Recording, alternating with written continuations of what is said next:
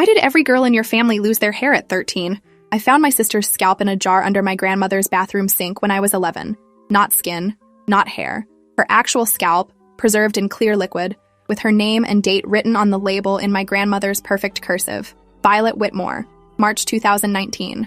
I dropped the jar and it didn't break, just rolled across the tile floor while I stood there trying to understand what I was looking at. The thing in the liquid had bumps all over it, small dark growths clustered in spiral patterns.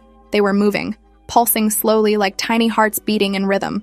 I heard footsteps coming up the stairs and shoved the jar back under the sink, my hands shaking so badly I almost dropped it again. When my grandmother walked in, I was washing my hands, trying to look normal. She smiled at me in the mirror, that cold smile that never reached her eyes. "Snooping, darling?" she asked sweetly. I shook my head, but she'd already seen my face. She knew. That night at dinner, my grandmother announced it was time to schedule my ceremony. I was turning 13 in 2 weeks, which meant I was ready for what she called the family tradition. My mother nodded approvingly while cutting her chicken into precise small bites. My sister Violet stared at her plate, her completely bald head reflecting the chandelier light. She'd been bald for 6 months now, ever since her own ceremony. I'd asked her once what happened during it, and she just looked at me with empty eyes and whispered, "You'll understand soon." My little sister Autumn was only 8 and still had hair, long blonde curls she was always brushing. She looked at me across the table with wide, scared eyes because she'd heard the whispers too. Every Whitmore girl lost her hair at 13. No one outside the family knew why. Now I'd seen that jar, seen what was left of Violet's scalp preserved like some kind of medical specimen, and I was supposed to just sit here eating green beans and pretend everything was normal. After dinner, I waited until everyone was asleep, then snuck back into my grandmother's bathroom. I needed to see that jar again, needed to confirm I hadn't imagined it. But when I looked under the sink, there were 5 more jars I hadn't noticed before, each one labeled with a name and date. My mother's scalp from 1995, my Aunt Naomi's from 1998, 2 others from women I didn't recognize, names that might have been my grandmother's sisters or cousins, and in the very back, a jar labeled Constance Whitmore, 1893. The scalp inside that one was gray and withered, but the dark bumps covering it were still moving, still pulsing after more than a century. I photographed everything with my phone, my hands shaking so badly the pictures came out blurry. When I tried to open one of the jars to see what those bumps actually were, it wouldn't budge. The lid was sealed too tight or maybe locked somehow. I heard my grandmother's bedroom door open down the hall and I ran, barefoot and silent, back to my room. The next morning, all the photos on my phone were gone. Not deleted, just gone, like they'd never existed. My camera roll showed the pictures I'd taken before and after, but the bathroom photos had vanished completely. At breakfast, my grandmother was watching me over her coffee cup. "Technology is so unreliable," she said pleasantly. "Photos disappear. Videos corrupt. It's why I prefer physical records. They're more permanent." My mother agreed, buttering her toast with mechanical precision. Violet ate her cereal in silence, and I noticed for the first time that her hands trembled slightly as she lifted the spoon. I wanted to ask her what they'd done to her during the ceremony, what happened to her original scalp, why there were bumps growing on her bald head now. But my grandmother's eyes were still on me, and I knew somehow that asking would make things worse. So I ate my eggs and tried to look calm while my mind raced with images of those preserved scalps, those moving growths. That jar dated 1893. School was the only place I felt safe anymore. I told my best friend Kayla about the jars during lunch, speaking quietly so no one else could hear. She looked at me like I'd lost my mind. "Your grandmother keeps scalps in jars? That's insane. You should call the police." But I couldn't explain why I knew calling the police wouldn't help. My family was too careful, too prepared. If those jars had been illegal, they wouldn't be sitting under a bathroom sink where anyone could find them. They'd have better hiding places for actual evidence. Unless, I realized with a cold feeling in my stomach, unless they wanted me to find them. Unless showing me what happened to the other women was part of preparing me for what came next. Kayla made me promise to text her after my ceremony, to let her know I was okay. I promised, but I was already sure I wouldn't be able to keep it. Whatever happened during these ceremonies made girls like Violet go silent and empty. My 13th birthday arrived on a Saturday. My grandmother woke me at dawn by sitting on the edge of my bed, her cold hand stroking my hair. "Today you become a real Whitmore woman," she said softly. "Your mother and I are so proud." She was holding something, a small wooden box that looked ancient. She opened it to show me what was inside, a collection of seeds that looked almost black in the early morning light. They weren't plant seeds, though. They were too large, too irregularly shaped. One of them moved while I watched, rolling slightly in the velvet-lined box. "These are precious," my grandmother explained. "More valuable than you can imagine. They've been in our family for 6 generations, and today we plant them in you." I jerked away from her, but she grabbed my wrist with surprising strength. "Don't make this harder than it needs to be," she said, and her voice had gone cold. "Every girl fights at first. Every girl learns that fighting is pointless." She dragged me downstairs to the basement, and I fought every step. screaming for my mother, for Violet, for anyone to help me. My mother appeared at the top of the stairs, still in her bathrobe, and just watched as my grandmother pulled me down. Violet was already in the basement, sitting in a chair against the wall with that same empty expression. The room had been transformed into something between a medical lab and a torture chamber. Steel table in the center with restraints, bright surgical lights overhead, trays of instruments that looked medieval. My Aunt Naomi was there too, wearing surgical gloves and a mask, preparing syringes filled with clear liquid. "Hold her still," my grandmother commanded, and my mother came down the stairs to help. Together they strapped me to the table while I thrashed and screamed. No one in the neighborhood would hear me. The basement had been soundproofed years ago. "This is why we needed to prepare you psychologically," my grandmother said, disappointed. "We showed you the jars so you'd understand this was inevitable, but you're being difficult anyway." My Aunt Naomi injected something into my arm that made everything go fuzzy and slow. I could still feel everything, but I couldn't move anymore. Couldn't fight. My grandmother positioned herself above me, holding an electric razor. "First, we remove what you don't need," she explained, turning it on. The buzzing filled my ears as she shaved my head, long brown hair falling away in chunks. I wanted to cry but couldn't make my face work properly. When my head was completely bald, she rubbed something onto my scalp that burned. Not regular burning, but cold fire that seemed to sink into my skull. "This prepares the soil," she said. "Your scalp needs to be receptive to what we plant." She left the burning mixture on for exactly 20 minutes by a timer, then rinsed it off with ice water that made me gasp. My scalp was bright red and felt raw, like someone had taken sandpaper to it. That's when she opened the wooden box and took out one of those moving seeds. Up close, I could see the seed wasn't black, but deep purple, almost crystalline. It pulsed with its own rhythm, and when my grandmother held it close to my scalp, I felt something pull, like the seed was magnetic and my head was metal. "They know where they belong," my grandmother said with something like love in her voice. She pressed the seed against a specific point on my scalp and I felt it burrow. Actually burrow into my skin like it was alive and drilling down. The pain was instant and overwhelming, worse than anything I'd imagined. I tried to scream but only managed a choking sound. My grandmother worked quickly, pressing seed after seed against my scalp in a spiral pattern. Each one burrowed in on its own, finding purchase in whatever that burning mixture had prepared. I counted 27 insertions before I lost consciousness. When I woke up, my head felt like it was splitting apart from the inside. Something was growing in there, spreading roots through layers of my scalp. I could feel them moving, threading through tissue that was never meant to host them.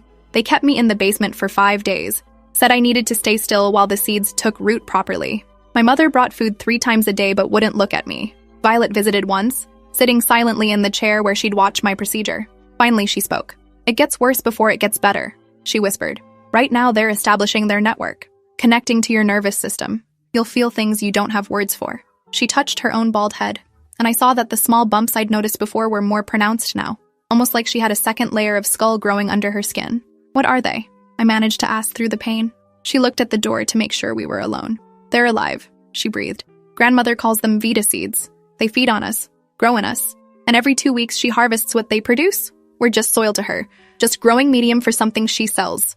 On the 6th day, my grandmother declared the rooting process complete and let me come upstairs. My scalp still hurt constantly, a deep ache that never faded. But worse was the sensation of things moving under my skin, adjusting position, spreading further. I looked at myself in the bathroom mirror and saw my bald head was covered in small raised bumps arranged in that same spiral pattern. Each bump had a tiny dark spot at the center, like something was trying to push through. I touched one gently and felt it pulse against my finger. Not my pulse. Something else. My grandmother appeared behind me in the mirror. "Beautiful," she said. "You're producing already. Sometimes it takes weeks, but your scalp is very receptive." She pressed her thumb against one of the bumps and I felt pressure deep in my skull, like she was pushing directly on my brain. "These will mature over the next 2 weeks. Then we do your first harvest." I tried to run away 3 times in those 2 weeks. The first time, I made it to the end of our street before pain exploded in my head, so intense I collapsed on the sidewalk. My mother picked me up and carried me back home like nothing had happened. "The seeds have a defense mechanism," she explained clinically. "Try to leave the property without permission, they trigger. Try to tell anyone outside the family what's happening, they trigger. Try to remove them yourself, they trigger. You're bound to us now." The second time I tried, I got as far as writing a note to Kayla explaining everything. The moment I tried to hand it to her at school, the pain hit so hard I vomited and passed out. I woke up in the nurse's office with my mother signing me out, making excuses about a medical condition that caused migraines. The third time, I didn't even make it out of my room. Just thinking too hard about escaping triggered warning pains that built until I gave up the thought entirely. I was trapped, completely trapped with things growing in my head that I couldn't remove, couldn't talk about, couldn't escape. The first harvest happened exactly 2 weeks after the implantation. My grandmother called it harvest, like we were gardening, like I was a plant instead of a person. She had me sit in a special chair in the basement, leather restraints holding my arms down. "This might hurt," she said, which was the understatement of my life. She used what looked like tiny surgical scissors to cut open each bump on my scalp. The pain was sharp and immediate, but what came next was worse. From each opened bump, she extracted something small and dark with tweezers. The things writhed as she pulled them out, actually fought to stay inside me. I watched in the mirror she'd positioned in front of me and saw the extracted things moving in her collection tray. They looked like the seeds she'd planted, but smaller, darker, more active. "These are the fruits," my grandmother explained as she worked, her voice full of pride. "Worth $2,000 each on the market. You produced 22 your first cycle. That's $44,000 from your body in 2 weeks." She said it like I should be proud, like I'd accomplished something instead of having things carved out of my skull against my will. After the harvest, the bumps on my head started refilling immediately. I could feel new seeds developing, growing from the roots that had been planted. The cycle would repeat every 2 weeks for the rest of my life unless I found a way to stop it. My grandmother kept meticulous records of each harvest, noting which locations on my scalp produced the highest quality seeds, which extraction techniques caused the least scarring. She treated me like a crop rotation experiment. Between harvests, she made me apply special mixtures to my scalp every night, feeding the seeds growing inside me, keeping them healthy and productive. The mixtures burned and smelled horrible, but refusing meant punishment. The one time I didn't apply them, my grandmother did an extra harvest just 3 days later. The seeds weren't mature yet, and extracting them early was agony. I never refused again. I discovered my grandmother's client records when I was 14, hidden in a safe in her study. I'd learned the combination by watching her fingers, memorizing the pattern over months. Inside were 6 leather journals, transaction records going back to 1893. The earliest entries described how my great-great-great-grandmother Constance had acquired the original seeds from a woman in Romania who claimed they were cursed, or blessed, depending on perspective. Constance had experimented with planting them in various hosts before discovering that young girls' scalps provided the perfect environment. The seeds matured there, could be harvested repeatedly, and sold to wealthy buyers for purposes the journals only hinted at. Enhancement rituals, one entry said. Longevity treatments, said another. Transformation ceremonies. The prices had increased dramatically over the generations. What Constance sold for $50 per seed, my grandmother now sold for $2,000. The client list included names I recognized from news and business magazines. Powerful people, rich people, people who'd been buying Whitmore seeds for decades. The journals also contained something horrifying. Records of girls who'd tried to expose the family, what happened to them. One entry from 1947 described my great-grandmother's sister trying to go to police. Had to be dealt with permanently, the entry said. Body never found, reported as runaway. Another from 1973 detailed a cousin who'd told a teacher. Teacher died in car accident 3 days later. Cousin now understands consequences of talking. The pattern repeated throughout the generations. Girls who tried to escape died or disappeared. Witnesses who learned too much had fatal accidents. My family had been covering up this operation for over a century, and they were very good at it. I photographed every page with shaking hands, uploading them to a cloud account my grandmother didn't know existed. If something happened to me, at least there would be evidence somewhere, but I couldn't report it yet. Not while the seeds in my skull could trigger pain that would drop me before I got 2 words out. Not while my family had a century of practice making problems disappear. Autumn turned 11 and started asking questions. She'd been watching Violet and me for years, noticing patterns. The 2-week cycles. The way we'd disappear into the basement and come back pale and shaking. The bumps on our bald heads that seemed to move on their own. "I don't want my ceremony," she told me one night when our parents were out. "I'll run away before they do it to me." I wanted to tell her running was impossible, that the seeds made sure you couldn't escape. But I couldn't explain. Every time I tried to warn her directly, the pain started building. So instead, I told her stories. Stories about girls and other families who'd faced impossible situations and found ways out. Stories about being smart instead of brave. Stories about waiting for the right moment. She listened, and I saw her start planning. 11-year-olds can be surprisingly strategic when their survival depends on it. When I was 15, everything changed because of a boy. His name was Luca, and he moved in next door with his family. He was homeschooled, quiet, kept to himself mostly. But one afternoon, he was in his backyard when my grandmother was conducting a harvest in our basement. The window was cracked open because the room got hot during procedures, and my screams carried across the fence. I saw Luca freeze, his face going white. He didn't call the police or knock on our door, but the next day, he left a note in our mailbox addressed to me. Just 4 words. "Are you okay? Here." He'd included an email address. I couldn't respond directly. Any attempt to explain would trigger the seeds. But I could answer yes or no questions if they were phrased carefully. We started communicating that way, Luca asking increasingly specific questions as he pieced together what was happening. When he finally asked, "Is your family growing something in you?" I was able to respond yes. That's when he told me his uncle was a doctor who specialized in removing parasitic implants, not medical parasites. The other kind. Dr. Marcus Reeves had spent 20 years studying what he called embedded organisms, things that grew in human bodies but weren't supposed to be there. Not cancer, not infections, things that had been deliberately placed. He'd encountered V-Day seeds before, had removed them from 3 other girls whose families had similar traditions. Luca connected us through encrypted messages, and Dr. Reeves explained the removal process. It was surgery, yes, but also something else. The seeds had rooted in ways that weren't purely physical. They'd integrated with my nervous system, created the pain triggers, essentially hacked my brain to keep me compliant. Removing them required disrupting those connections while extracting the physical organisms. It was dangerous. 40% chance of permanent neurological damage, 15% chance of death, but staying meant a lifetime of harvests. How many girls survive staying? I asked. Dr. Reeves was quiet for a long moment. In my research, I found records of 47 families practicing this over the past century. Most girls don't live past 30. The constant harvesting, the seeds feeding on your nutrients, the trauma, your body eventually gives up. I decided to run on a harvest day. My grandmother would expect me to be weak and compliant afterward, easy to keep contained. Luca planned everything. His uncle would have a surgical room ready. Luca would drive us in his mom's car, which he'd been learning to drive illegally in parking lots. It wasn't perfect, but it was the only chance I'd get. The harvest that day was brutal. 28 seeds extracted over 2 hours. New personal record, my grandmother said proudly. She left me in the basement recovery room, assuming I'd sleep for hours. Instead, I forced myself to stand the moment she went upstairs. Every movement sent shockwaves through my wounded scalp, but I made it to the window. Luca was waiting outside. He helped pull me through, and we stumbled to the car. The seeds started triggering the moment we left the property, warning pains building rapidly. By the time we hit the highway, I was screaming. Luca drove faster, talking to me constantly, keeping me conscious. Hold on. We're almost there. Don't give up now. But almost wasn't close enough. The pain reached levels that made my vision go black. I felt myself dying, felt my brain shutting down from the overload. Everything went dark somewhere near the state line. I woke up on an operating table, bright lights above me. Someone with kind eyes looking down. You're safe, a voice said. Dr. Reeves, you've been unconscious for 6 hours. We need to operate now, while your family is still looking in the wrong places. But I need your consent. He explained everything while I floated in morphine haze. The seeds had rooted deeper than he'd expected, sent tendrils into my dural layers. Removing them would require cutting into my skull, peeling back layers, finding where they'd attached to my nervous system, and severing those connections without causing other damage. I'd be awake for most of it because he needed me to report what I felt. It would take 12 hours. It would be the worst pain I'd ever experienced.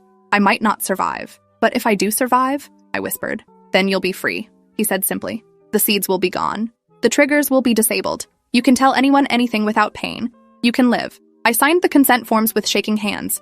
Luca held one hand while a nurse held the other. Dr. Reeves started cutting. The surgery was endless nightmare. He was right about needing me conscious. Every time he touched a tendril or seed root, I had to describe the sensation so he knew what he was severing. Burning, tearing, electric, crushing. The vocabulary of pain expanded beyond anything I'd imagined. 6 hours in, he found the trigger mechanism. A nodule attached to specific neural pathways, essentially a bomb wired to my pain centers. Disabling it meant cutting the connections without triggering them first. He worked for 3 hours on that alone, testing each pathway by having me think about exposure while monitoring my responses. When he finally severed the last connection, I felt something break inside my mind. A weight lifting. For the first time in 2 years, I thought about telling someone the truth and nothing happened. No pain, no warning, nothing. I started laughing through my tears. Dr. Reeves smiled. That's the sound of freedom, he said, and kept cutting. They removed 27 mature seeds, 14 developing ones, and approximately 300 meters of root tendrils from my scalp. Dr. Reeves preserved them all in solution so I'd have evidence. These are worth approximately $82,000 on the black market based on your grandmother's pricing, he said. Your family has been harvesting this from you every 2 weeks for 2 years. That's roughly $2.1 million they've extracted from your body. The number made me sick. I'd been a goldmine to them, not a grandchild. The surgical wounds needed weeks to heal. Until then, I stayed in Dr. Reeves's secure facility, a small clinic he ran for people escaping situations like mine. Luca visited daily, bringing me food and news. My family had reported me as a runaway with severe mental illness. Police were looking half-heartedly. I was 15, not a high priority. But Luca also brought darker news. Autumn's ceremony had been moved up. My grandmother was implanting her next week, claiming they needed to maintain production levels after losing me. That decided it. I couldn't just escape and leave Autumn to the same fate. Dr. Reeves connected me with Detective Winters, who specialized in organized family abuse cases with unusual elements. I sat in his office and told him everything, showing my healing scalp with its surgical scars, showing the preserved seeds that still moved slightly in their jars, giving him everything I'd photographed from my grandmother's journals. Detective Winters listened without interrupting. When I finished, he leaned back in his chair. "This is going to be complicated," he said. "The seeds, if they're what you say, involve elements the legal system doesn't handle well. But the abuse is clear. Child endangerment, assault, false imprisonment. We can build a case." He started an investigation quietly, but bureaucracy moved slowly, and my family moved fast. Within days, they'd completed Autumn's implantation ceremony. I'd failed to save her. My baby sister now had seeds growing in her skull just like I'd had. The raid happened on Autumn's first scheduled harvest day. Detective Winters coordinated it perfectly. They hit the house at the exact time my grandmother would be in the basement with Autumn, conducting the procedure. I wasn't there, couldn't be there legally, but Luca's family had a police scanner and we listened to everything. Officers entered, found the basement surgery setup, found my grandmother with 11-year-old Autumn strapped to the harvest chair screaming, found the refrigerated case with 2 years of collected seeds from me, 6 months from Violet, 2 weeks worth from Autumn. My grandmother tried to claim it was legitimate medical practice, that she was treating a rare genetic skin condition. But the restraints, the screaming child, the jars of things that moved on their own, you couldn't explain that away. They arrested my grandmother, my mother, and my Aunt Naomi. They found Violet in her room unconscious from an overdose of sleeping pills. She'd taken them that morning. This time, she didn't survive. Violet's death changed everything. Suddenly, this wasn't just weird family practices. This was about a 16-year-old who'd chosen death over one more harvest. The medical examiner found evidence of chronic trauma, malnutrition from the seeds feeding on her, permanent neurological changes. The official cause was suicide, but the report noted she'd been living in conditions constituting torture. Media exploded. Seed girls became headline news. Family growing organisms and daughters' scalps for profit. My grandmother's client list leaked. Detective Winters claimed he didn't know how, and suddenly 43 wealthy names were connected to purchasing biological materials harvested from children. The scandal grew exponentially. 3 clients committed suicide before questioning. 5 fled the country. The rest lawyered up and claimed ignorance about where the seeds came from. The trial was 6 months of horror. My grandmother's defense claimed religious freedom, ancient spiritual practice, parental rights. The prosecution countered with my testimony, Autumn's testimony, Violet's autopsy. They brought Dr. Reeves as expert witness to explain the parasitic nature of the seeds. The jury looked increasingly disturbed as evidence mounted. Photos of my scarred scalp, the preserved seeds that still moved in their jars. Audio Luca had secretly recorded of one of my harvests. My grandmother's journals documenting 130 years of this practice. The defense's biggest challenge was explaining the trigger mechanisms. How did the family ensure silence? The prosecution demonstrated by having me, in controlled conditions with monitoring equipment, speak freely about the abuse without pain. Then showed brain scans from before and after Dr. Reeves' surgery. A neurologist testified the trigger mechanisms were sophisticated biological engineering, part of the seed's parasitic life cycle, to ensure their host bodies remained viable. My grandmother got life without parole. My mother got 40 years. My Aunt Naomi turned state's evidence and testified about the buyers getting 20 years in exchange. The fallout rippled outward. Investigations opened into 31 of the families on my grandmother's client list. Most refused to explain what they used the seeds for, but 3 buyers talked. One admitted to consuming them, claiming they enhanced cognitive function and extended lifespan. He was 78, but looked 50, and medical tests showed cellular regeneration that shouldn't be possible. Another had planted them in experimental gardens, trying to cultivate them independently for mass production. A third hinted at darker uses, rituals and practices, involving the life force the seeds stored from their hosts. The seeds themselves were sent to classified research facilities. Reports leaked that they weren't any known species. Possibly ancient genetic engineering, possibly something else entirely. The samples were supposedly destroyed, but I don't believe that. Things that valuable don't just get burned. Autumn couldn't have the removal surgery immediately. She was too young, her skull still developing. Dr. Reeves couldn't risk it, so she lived in specialized foster care with seeds still rooted in her head, producing harvests no one collected. The ungathered seeds caused pain, building pressure as they matured with nowhere to go. She had to wear special compression bandages to manage it. She'd need surgery when she turned 14, still 2.5 years away. I visited 3 times a week, and we'd sit together, both of us bald, both of us scarred. I told her stories about the future, about life after seeds, about freedom. She listened, but her eyes were already getting that empty look Violet had, the look of someone who'd given up. I was terrified I'd lose her too.